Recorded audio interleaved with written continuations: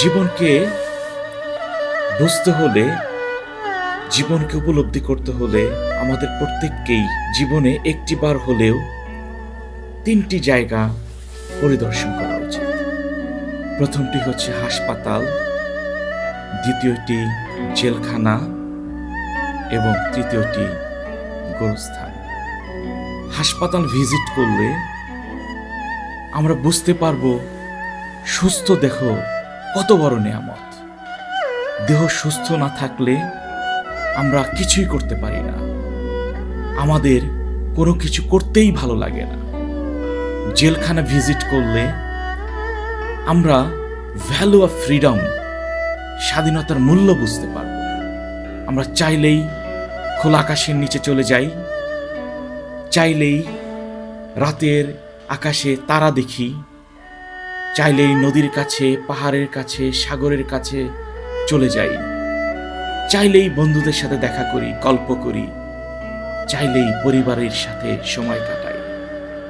গোরস্থান visit করলে বুঝতে পারবো life is very very short.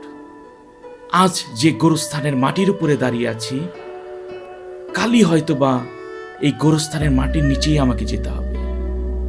So life is very short. আমাদের জীবনটাকে ভেরি সিম্পলি লিড করতে হবে,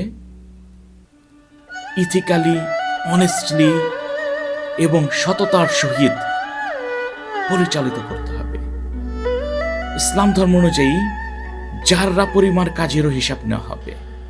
so my friend, now you can understand every step of our life will be counted, evaluated and judged. We cannot simply lead our life carelessly. We have to be very very careful in leading our life. আমাদের কাজের, আমাদের activities দ্বারা যেন অন্য কোনো মানুষের, প্রাণীর এবং এই পৃথিবীর ক্ষতি না হয়, সেদিকে খেয়াল রাখতে হবে।